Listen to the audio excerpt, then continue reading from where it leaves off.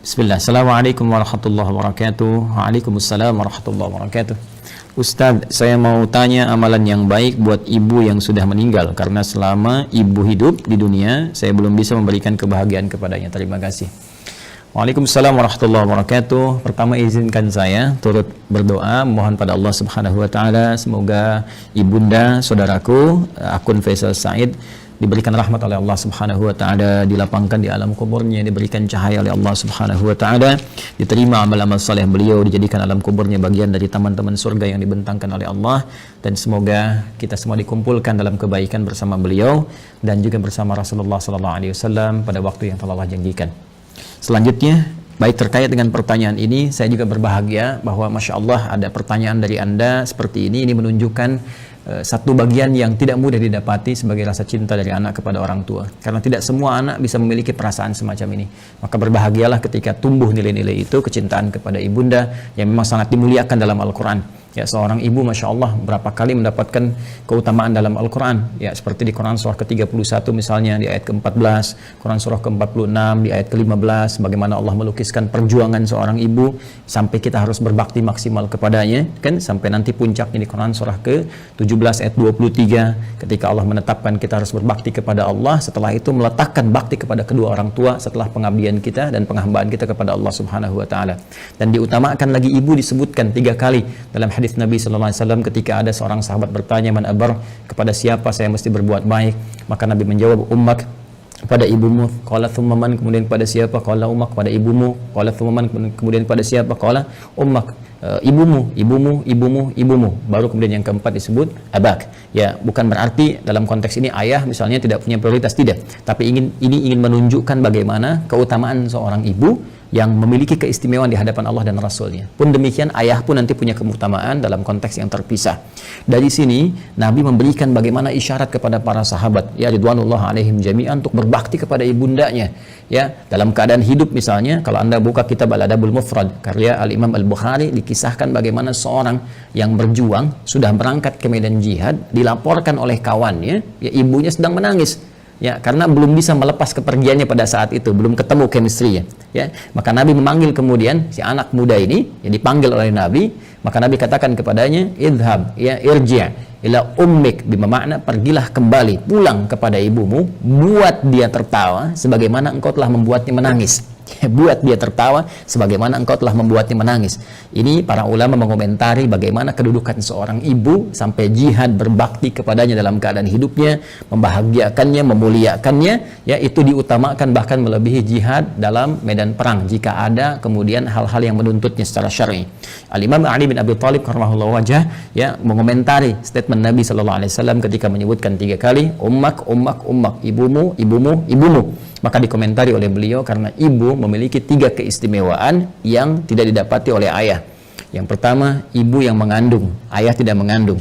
Yang kedua, ibu melahirkan, ayah tidak melahirkan. Yang ketiga, ibu menyusui, ayah tidak menyusui. Dengan 3 keutamaan ini, Nabi kemudian memberikan gambaran ibumu. Ada komentar yang lain bahwa ketika orang ini bertanya, maka peluang terbaiknya untuk berbakti ada kepada ibunya. Sehingga Ibnu Abbas radhiyallahu ta'ala anhuma ketika didatangi oleh seseorang di masa beliau menjadi mufti, ya, aku punya persoalan, aku punya maksiat yang cukup tinggi aku kerjakan, bagaimana cara bertobat kepada Allah Subhanahu wa taala? Ibnu Abbas kemudian berkata, apakah engkau masih punya ibu? Ya, kata orang ini, ya aku masih punya ibu. Maka kata Ibnu Abbas radhiyallahu ta'ala anhuma, pergilah engkau pulang, ya, kemudian layani ibumu, bahagiakan ibumu, ya, dan berbuat baiklah kepada ibumu.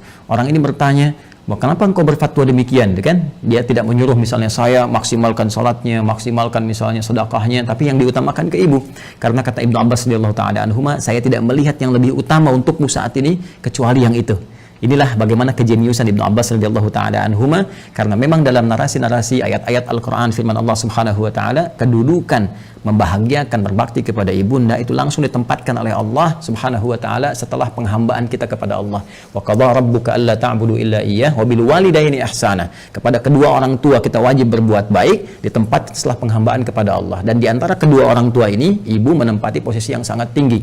Wassaynal insana biwalidayhi hamalathu ummuh. Jadi ketika 2 ini disebutkan, Kata Allah di Quran surah 31 di ayat ke-14, dan kami wasiatkan kepada ke seluruh anak-anak itu untuk berbakti kepada kedua orang tuanya. Siapa di antara mereka kalau mau didahulukan? Ya hamalathu ummu, maka prioritaskan ibumu dulu, ya kan? Ayah juga kita hormati, ya kita istimewakan, tapi ibu di sini dalam konteks kita ada pertanyaan, ibu mendapatkan kedudukan yang sangat luar biasa. Demikian di Quran surah ke-46 ayat 15. Nah, ini yang paling menarik dalam konteks kehidupan. Allah, Rasulullah SAW meminta kita memaksimalkan, orang banyak berbuat baik, tapi tidak sedikit orang-orang yang bisa memaksimalkan itu setelah ibunya wafat. Dan Anda termasuk yang dianugerahi oleh Allah Subhanahu wa taala kemampuan, keinginan dan azam untuk berbuat baik ibu walaupun telah wafat. Maka berbahagialah. Di antara caranya ada yang Nabi SAW sampaikan, bahkan disebutkan dalam hadis riwayat Muslim sampai dengan 9 lafaz. Saya sebutkan hadisnya, qala Rasulullah sallallahu alaihi wasallam, idza matal insanu atau idza matal abdu. Ya, kata Nabi SAW, jika seorang manusia yang biasa beraktivitas. Jadi insan itu, kata insan disebutkan 65 kali dalam Al-Quran, menunjuk pada term manusia dengan totalitas aktivitasnya. Jadi kalau terkait dengan nafsunya, tampilan fisikalnya disebut dengan bashar, 35 kali disebutkan dalam Al-Quran. Jika terkait dengan sifat-sifat lembutnya, harmoninya, yang berbeda dengan jin ya, dari penampakan dan gaibnya, itu disebut dengan al-ins. 18 kali ins dan jin dipasangkan dalam Al-Quran. Kemudian ada lagi menyebut sifat sosialnya an-nas, setidaknya 241 kali kurang lebih disebutkan dalam Al-Quran. Jika menyebut asal genetiknya disebut dengan Bani Adam, disebutkan 7 kali dalam Al-Quran. Nah, kalau disebutkan insan, al-insan 65 kali disebutkan dalam Al-Quran, itu menunjuk kepada totalitas aktivitas. Jadi saat mulai bangun tidur sampai tidur lagi. Nah, kata Nabi, idza matal insanu, jika manusia yang biasa beraktivitas dari mulai bangun tidur sampai tidur lagi, dari bangun sampai tidur lagi, kemudian meninggal, wafat.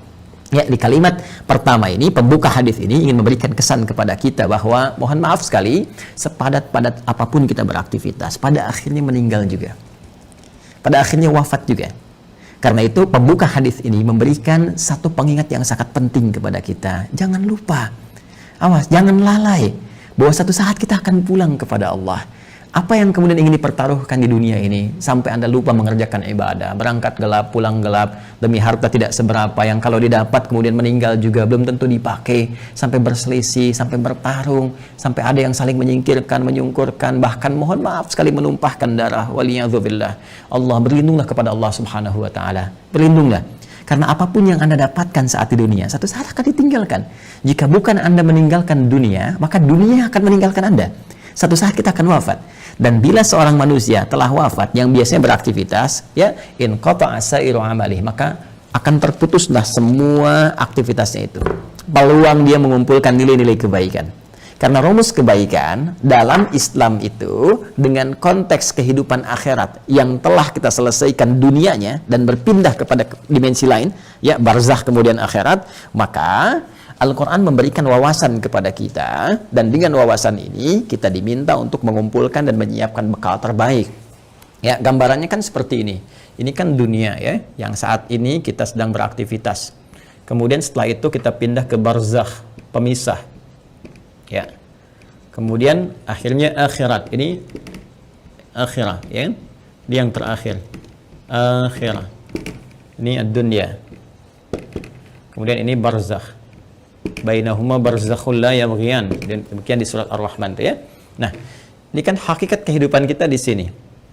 Ini tujuan akhirnya. Ya, akhir kehidupan, karena itu disebut dengan akhirat. Sekarang kita ada di sini. Ya. Tempat beraktivitas sementara. Karena ini sifatnya sementara, maka semua yang ada di sini pun di sini ya sifatnya sementara. Ya, mohon maaf, usia kita ini sifatnya sementara, tidak abadi. Ya, hanya sementara saja. Dibatasi dengan apa yang disebut dengan ajal namanya. Ya kan? Jadi begitu ajalnya tiba, maka selesailah kemudian usia kita. Ini batasan ini contohnya misalnya di Quran disebutkan di surah ke-7 Al-A'raf di ayat 34. walikulli ummatin ajal, dan setiap umat itu bukan satu dua orang, semua umat yang pernah beraktivitas di bumi mereka memiliki batas usia. Fa idza jaa ajaluhum la yastakhiruna sa'atan wa la yastaqdimun. Jika telah tiba ajalnya, maka tidak akan pernah bisa dimajukan atau dimundurkan. Pada saat itu berhenti, selesai. Ya, berhenti dan selesai, akan didatangi oleh maut namanya. Ya, maut. Di Quran surah ketiga Ali Imran di ayat 185. Kullu nafsin dha'iqatul maut. Maka maut datang ya untuk sudah menerapkan perintah Allah Subhanahu wa taala sesuai dengan batas ajal ini dan mengambil kembali untuk memindahkan kepada dimensi berikutnya. Yang bertugas membawa maut ini nanti ada bahkan satu malaikatnya khusus, spesifik. Disebut dengan malakul maut ya di Quran surah ke-32. Di ayat yang ke-11 ya paling kanan agak ke bawah, qul yatawaffakum malakul mautil ladzi wukkila bikum, ya katakan Muhammad SAW bahwa setiap yang hidup itu akan didatangi oleh malakul maut. Jadi ada malaikat khusus ya yang ditugasi untuk membawa maut. Maka kalau ini sudah tiba maka selesai ajal. Nah, maka yang biasanya kita ini beraktivitas, aktif, bekerja dengan segala yang kita dapatkan dalam kehidupan dunia. Mohon maaf, bidangnya mungkin beragam, ya. Ada yang di kesehatan, kedokteran, medis, ada yang insinyur, ada yang di militer, tentara, ada yang Polri misalnya, ada yang di politisi, ya, di politik, jadi politisi misalnya, ada yang di pemerintahan, birokrat, ada yang ustadz mengajar, dosen, guru dan sebagainya. Pada akhirnya, sepanjang semua bernama makhluk, ya, dan spesifik manusia, pada akhirnya semua kegiatan itu akan tuntas, selesai. Ya, semua manusia yang beraktivitas tadi disebut dengan insan, al-insan. Ya, ada surah ke-76 dalam Al-Qur'an, al-insan. Ya, kata Nabi, idza matal insan, jika semua manusia yang beraktivitas ini sudah tiba nih, sudah tiba ajalnya. Ya, tiba maut. Ya, maut itu sifatnya, keadaannya. Mata itu kata kerjanya, mata yamutu mautan. Ya, mata yamutu mautan. Idza matal insan, jika tiba maut ini menjemput manusia, ya, sudah datang ajalnya, tiba maut dan menghentikan semua aktivitas yang pernah ia lakukan. Tadi saya katakan, semua pembuka di hadis ini kalimatnya singkat padat, cuma 2 kata, matal insan, tapi pesannya sangat dalam, memberikan kesan bahwa apapun yang kita banggakan pada hakikatnya akan selesai.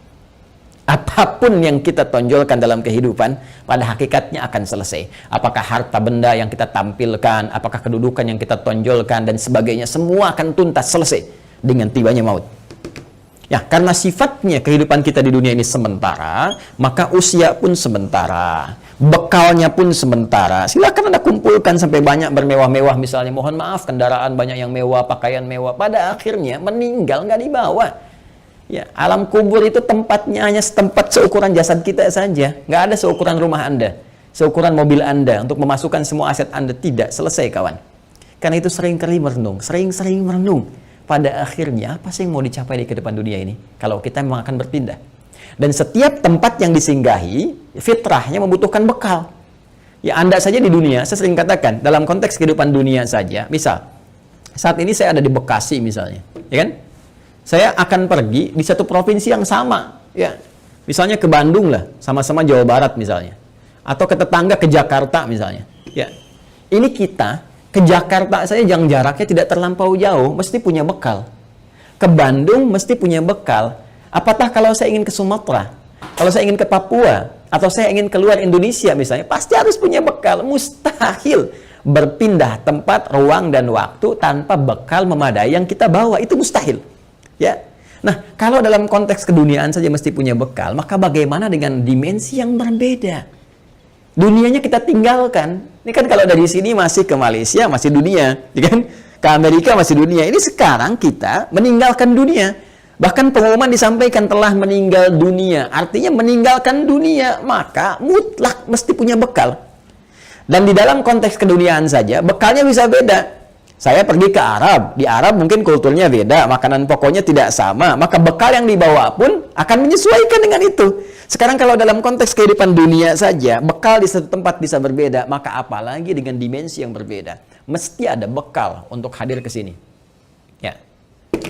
Di saat kita bawa ke sini, semua bekal dunia tanggal, yang dunia ini hilang. Ya, karena beda tempat. Sekali lagi, apa yang kita bawa di sini, kita bawa rupiah dari sini. Apakah akan laku dibawa di Amerika? Ya, laku misalnya dibawa di Kanada, laku dibawa di Jerman dan sebagainya. Belum tentu. Belum tentu, kita harus tukar dulu gitu kan? Atau barangkali belum berlaku misalnya dan seterusnya. Boleh jadi. Nah, sekarang kita akan pindah tempat, dimensi berbeda. Apa yang harus kita bawa? Apa yang harus kita siapkan di dunia ini? Ya, sehingga kita bisa bawa saat berpindah ke alam barzakh ini sebagai persiapan menuju akhirat. Ya. Maka tiada lain, rumusnya lanjutkan hadisnya. In qata'a sa'iru amalih, maka terputus semua peluang amalnya. Ya, pertama amal. Nah, amal. Amal itu masih umum. Amalan itu masih umum. Semua perbuatan manusia yang akan dipertanggungjawabkan di hadapan Allah disebut dengan amal namanya. Ya, faman ya'mal mithqala dzarratin khairan yarah wa man ya'mal mithqala dzarratin syarran yarah.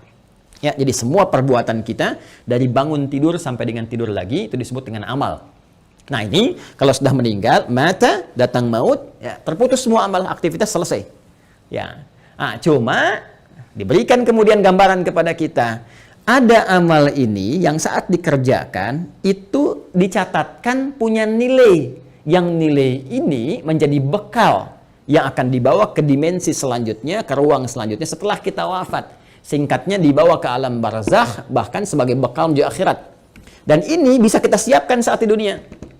Ya, apa nama amalnya? Ini yang disebut dengan amal saleh. Ya, jamaknya disebut dengan salihat. Amal saleh, jamaknya apa? Salihat. Ya, jadi amal ini ada yang netral, umum, kan? Nah, ini amal yang saat dikerjakan punya nilai untuk dibawa pulang menghadap Allah dan dibawa bekalnya ke tempat dimensi berbeda di barzakh sampai dengan ke akhirat disebut dengan saleh. Jamaknya disebut apa? Salihat. Ya. Singkatnya, setiap perbuatan yang dinilai sebagai ibadah oleh syariat. Ya, jadi setiap perbuatan kalau kita kerjakan diniatkan sebagai ibadah, maka itu namanya amal saleh. Jelas ya? Baik, jamaknya disebut dengan apa? Salihat. Ya, muncul Quran surah ke-103 misalnya Allah firmankan, ya, di surat Al-Asr, wal 'asr innal insana lafi khusr illa alladzina amanu wa amilus salihat. Nih, ya, wal 'asr, demi waktu, momentum, ya, yang Allah berikan kepada setiap manusia untuk beraktivitas. Nih, dikasih kesempatan dari pagi, kan, bahkan dari bangun tidur sampai tidur lagi, silakan beraktivitas. Tapi kalau aktivitasnya cuma mengejar dunia saja, kata Al-Quran berpotensi rugi. Karena saat dia meninggalkan dunia, fakir, dia nggak punya bekal. Ya, ada di antara mereka yang cerdas. Mereka beraktivitas, mengerjakan dunia, bahkan kaya dalam kehidupan dunianya. Kaya, mobil punya, kendaraan cukup baik, di rumah baik juga, Masya Allah. Tapi yang paling menarik, mereka juga punya persiapan-persiapan akhiratnya. Apa itu? Illalladzina amanu wa amilus salihat. Ya, kecuali orang-orang yang cerdas, mereka beriman, yakin di antara keimanan mereka, selain iman kepada Allah, iman kepada Rasulullah, mereka pun yakin, iman tanpa ragu, ada kehidupan setelah wafat. Ya, makanya rukun iman kan ada 6. Ya, rukun iman yang kelima kan apa? Iman pada hari akhir. Hari akhir itu implementasinya yakin kita akan meninggal, yakin akan dihisab. Karena kita yakin kita punya iman, kita siapkan. Itu cara memahaminya. Karena itu orang cerdas menyiapkan setelah wafatnya ada kehidupan. Anda yakin nggak? Kalau Anda nggak beriman, nggak usah komen. Tapi kalau Anda yakin Anda beriman, Anda siapkan. Keyakinan kita memberikan dorongan kepada kita untuk menyiapkan bekal setelah kita wafat. Apa yang mau kita siapkan? Allah saking rahmannya memberikan bocoran kepada kita, bimbingan kepada kita. Nih, siapkan bekal ini. Ini bekal yang cuma satu-satunya dibawa saat kita wafat. Apa itu? Wa amilus salihat. Ini dia. Amal-amal saleh. Maka jadikan setiap bekal kegiatan kita itu menjadi amal saleh. Caranya bagaimana? Niatkan karena Allah Subhanahu wa taala.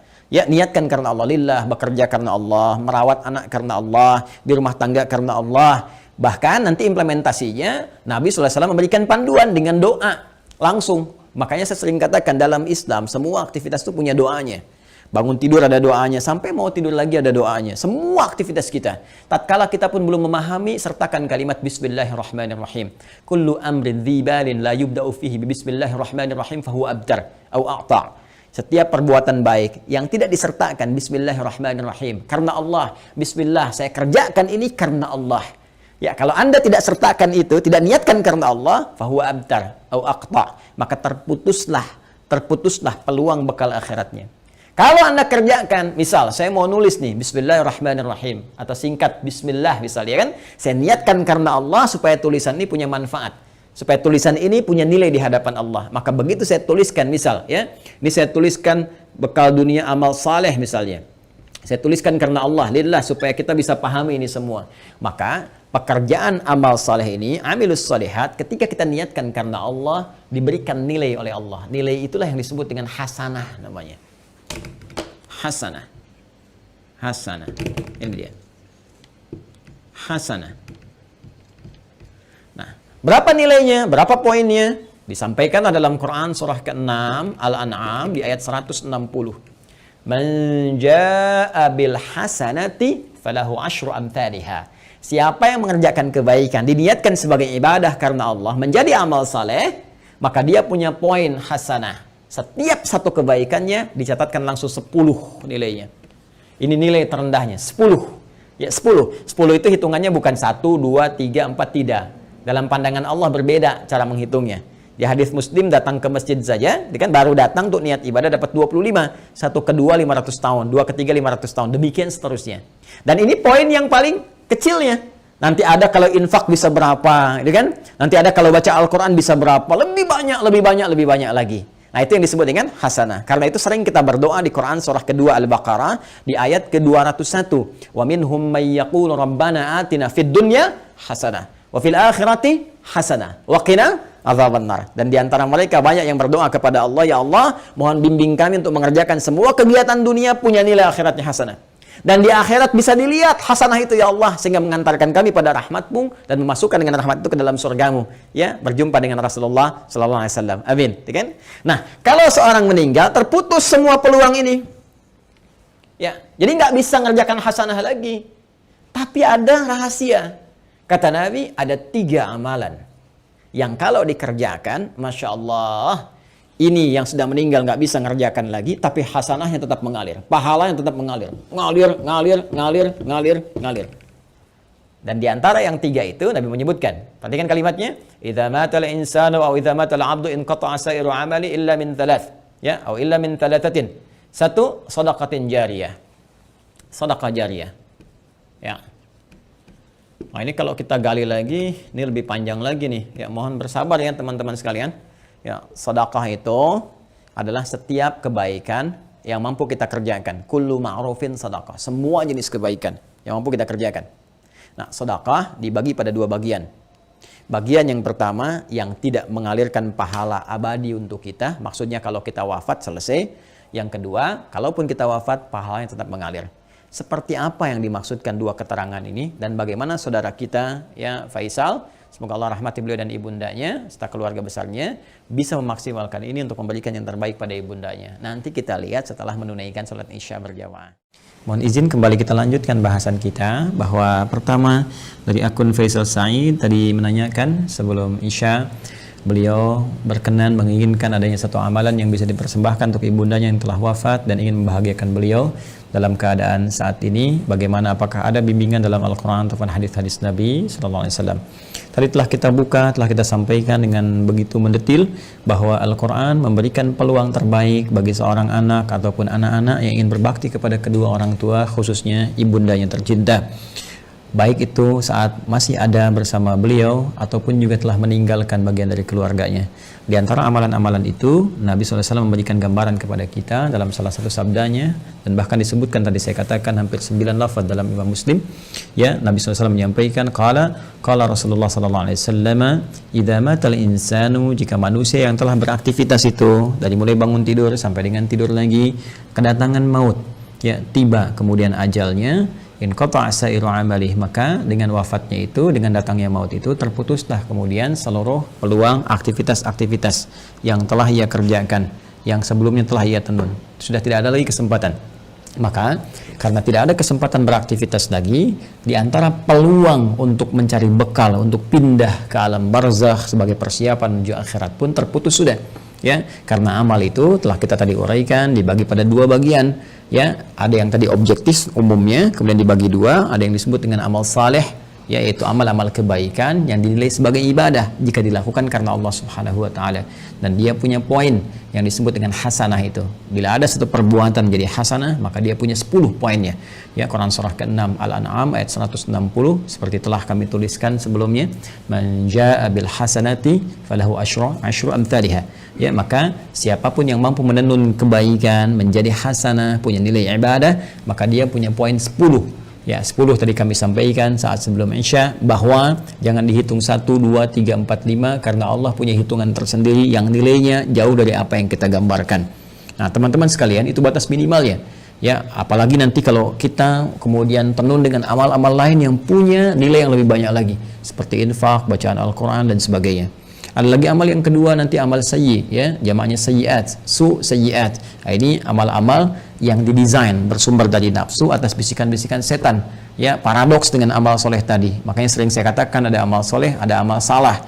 Yang baiknya amal saleh, yang jeleknya amal salah. Amal salah ini sepanjang kita hidup mesti kita koreksi, kita benarkan, ya, lewat jalur yang disebut dengan taubat. Ya, supaya dengan jalur taubat ini dihapus nanti yang jelek-jeleknya sebelum kita wafat, ya dihapuskan catatannya, diperbaiki kemudian oleh amal-amal kita atas petunjuk dan izin Allah Subhanahu wa taala. Kita tutup itu dan isi dengan hal-hal yang baik sehingga di ujungnya, di ujung kematian kita menjadi baik. Itu yang disebut dengan husnul khatimah. Khatimah itu penutup, husnul itu baik, ya, penutup yang terbaik.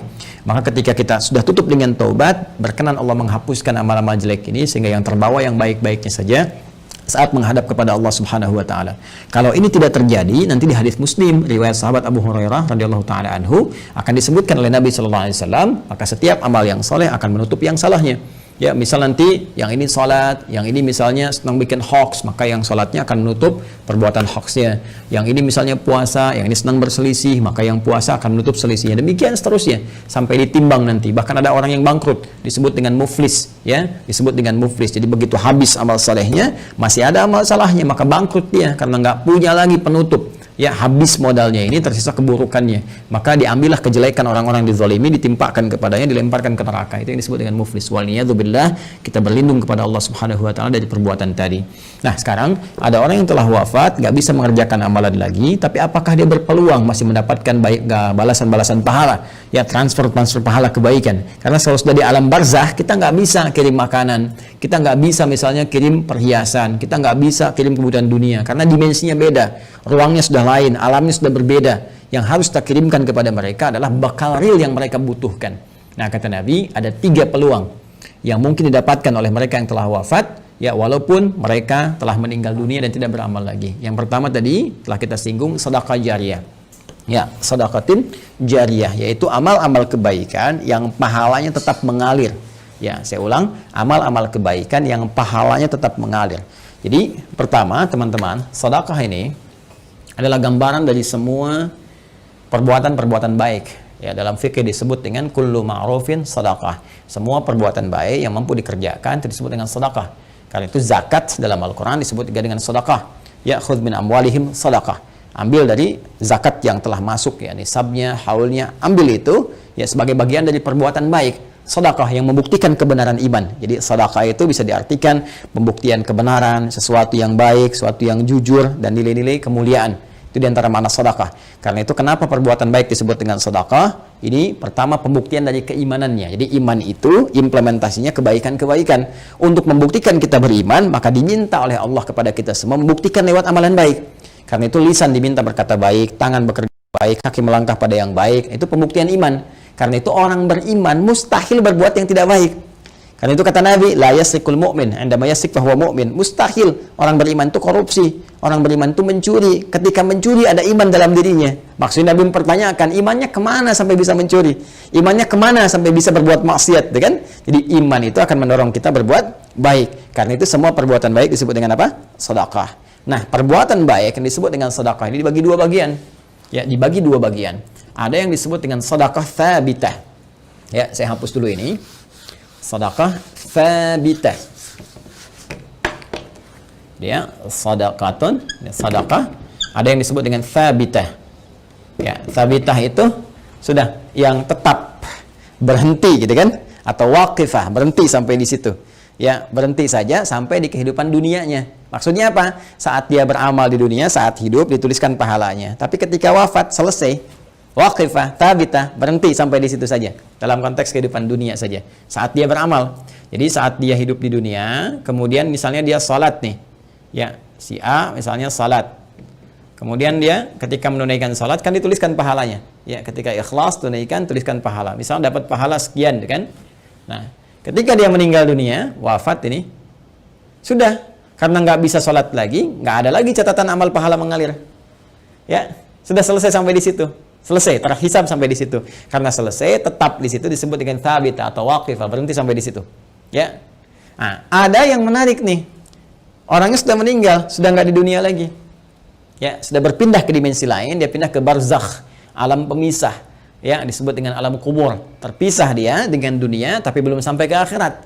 Ya, alam pemisah antara dunia dengan akhirat disebut dengan barzakh, ya.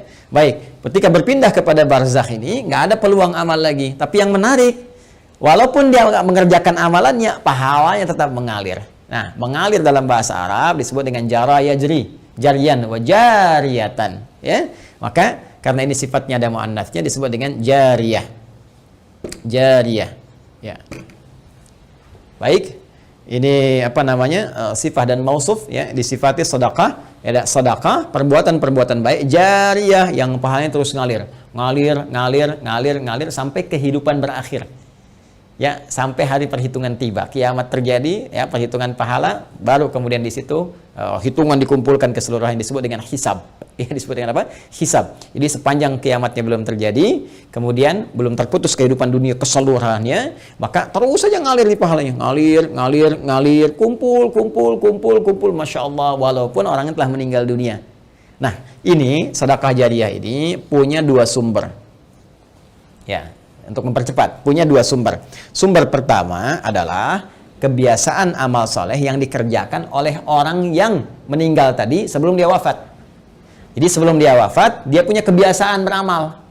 Ya, yang amalan ini setelah dia wafat pun masih ada tuh. Ya, merambat peluang amalannya sehingga pahalanya terus mengalir kepada yang bersangkutan. Apa di antara contohnya misalnya? Nah, contoh misalnya yang bersangkutan sebelum meninggal dunia pernah misalnya menyumbang untuk kepentingan di masjid. Masya Allah misalnya sedang ada perbaikan masjid, kan?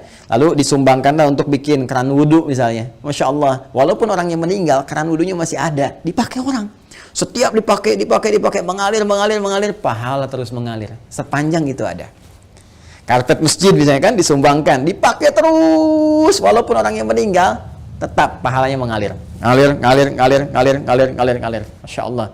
Pesantren, pembangunan, tadi ada beberapa informasi yang saya sampaikan terkait update, nanti di akhir saya tegaskan kembali, ya. Masya Allah misalnya bikin pesantren untuk ahli Al-Quran, bahkan misalnya ada mushafnya, ya, kan kita buka juga tuh wakaf untuk mushafnya, untuk perangkat hafalan, itu Masya Allah setiap yang menghafal dapat pahalanya. Makanya saya sering katakan kalau beramal kita mesti cerdas, dengan modal sekecil-kecilnya dapat keuntungan sebanyak-banyaknya. Ya, contoh misalnya kita punya uang 50.000 nih. Kita bisa punya banyak pilihan untuk beramal saleh. Tapi kalau kita bisa gunakan 50.000 misalnya untuk sedekah jariyah. Saya punya pos uang misalnya 50.000 nih. Saya pengen jadi pahala di hadapan Allah. Mana yang akan saya gunakan? Maka Anda bisa melihat dengan bijak. Anda mau pilih mana yang thabit atau waqifah, berhenti sampai di situ. Misal Anda berikan makanan, kasih misalnya orang butuh untuk makan supaya energi dia ada. Dia makan tuh. Dari energi itu dia pakai untuk sholat misalnya. Ya, dia akan gunakan untuk sholat seketika ketika energinya selesai pahala Anda. Ya, Anda gunakan beli mushaf, misal dapat 2, Anda berikan ke penghafal Quran. Masya Allah, penghafal Quran menghafal Quran menggunakan mushaf Anda.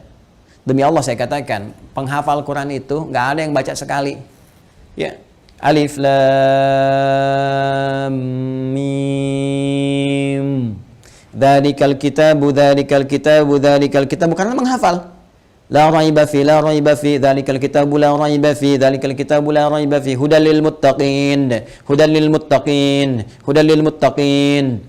kitabu la raiba fi, hudal lil muttaqin. Saya mau tanya pada Anda, berapa kali dia mengulang? Berapa kali dia mengulang-ulang? Dan yang paling dahsyatnya, bukankah bacaan Al-Quran itu dinilai berdasarkan hurufnya? Bukan ayatnya. Bukan jumlah ayatnya, tapi jumlah hurufnya. Man qara'a harfan min kitabillahi falahu 10 hasanat. Siapa yang membaca satu huruf saja dari kitab Allah, dia mendapatkan setiap hurufnya 10 kebaikan. Dan berapa banyak pengulangan disebutkan oleh penghafal Al-Quran. Jadi dengan modal 50.000 itu berapa banyak pahala dapatkan. Nah, kadar Allah, si A ini misalnya dapat 2 orang nih, si A dengan si B sudah hafal dia dua-duanya. Dipakai jadi imam, Masya Allah, ngajarkan lagi, ini merambat lagi. Mushafnya masih ada, diwariskan lagi pada orang lain. Allahu Akbar, lahir dari sini misalnya 10 santri, sini 10 santri, ini punya murid lagi, modal cuma 50.000, berapa yang didapatkan? Maka dari itu cerdas-cerdas saat hidup mencari apa yang kira-kira bisa mendapatkan jariah di sini. Ya, tidak harus dengan harta, bisa dengan tenaga. Makanya kalau ada misalnya ya kegiatan di masjid, ikut di situ, kan? Dengan tenaga kita atau dengan sebatas yang kita mampu dan sebagainya, ya. Apa yang bisa kita lakukan? Ini jariah. Nah, ada lagi kondisi orangnya misalnya sudah tidak ada. Ya, ini bisa dikerjakan oleh siapa? Oleh anak misalnya. Ya, anak. Apa yang dilakukan oleh anak? Seperti tadi. Ya, misalnya dia membelikan mushaf, dikirimkan misalnya kepada siapa? Ya, kepada para penghafal Quran. Niatkan itu untuk misalnya diarahkan kepentingan ibundanya. Tadi seperti yang tadi disampaikan. Ya Allah, saya berniat dengan wakaf mushaf ini atas nama ibunda saya. Itu boleh dilakukan. Sah dikerjakan, boleh-boleh saja, silahkan. Ya, Anda punya berapa? 50.000, 100.000, niatkan. Ya Allah, saya mau bantu untuk pesantren, saya niatkan untuk ibu saya. Sah, boleh, kirimkan itu. Ya, kirimkan, sampaikan, boleh dengan itu semua Anda lakukan. Dan Masya Allah, ketika itu dikerjakan, ada sesuatu yang akan terjadi, sesuatu yang berbeda. Ya, tapi juga ingat, tetap kita jaga dalam koridor amalan, amal solehnya. Nggak usah misalnya ditambahin apapun. Kalau saya sih sarankan, kalau Anda misalnya mau mushaf, sudah cukupkan dengan niat saja. Ya, dengan niat dalam hati kita bahwa ini kita niatkan untuk kepentingan ibunda saya. Ya, ini Anda nggak harus cantumkan misalnya, ya taruh foto misalnya atau taruh ini, taruh itu nggak diperlukan menurut saya. Ya, walaupun mungkin ada pandangan berbeda, kita hormati. Tapi bagi saya pribadi, cukupkanlah seperti itu apa adanya, sehingga dengan orang-orang membaca pun akan tercukupkan bagi pahala apa itu mengalir dengan izin Allah Subhanahu Wa Taala. Ya. Allah Taala alam bisawab. Ini bagian yang pertama, sedekah jariyah. Satu. Ya, kemudian yang kedua, teman-teman sekalian, bisa dalam bentuk ya ilmin yuntafa'u bihi, ilmu yang bermanfaat. Ya, ini juga bisa dikerjakan dari orang yang hidup, misalnya pernah mengajar, itu kan. Makanya saya sering katakan, mohon izin sekali anak-anak itu kalau dia dari kecil tuh orang tua mengajarkan. Ya, ajak misalnya sampingnya sholat, ajarkan. Al-Fatihahnya kalau bisa dari orang tuanya, ayah atau ibundanya. Karena akan dibawa terus sholat. Ya, dibawa sholat. Ketika bisa dari orang tuanya, dipakai terus sholat, itu mengalir tuh setiap anak sholat dapat bagian pahala. Ilmin yuntafa'u bihi, ilmu yang bermanfaat. Ya, bukankah orang tua banyak mengajarkan kebaikan? Pakai.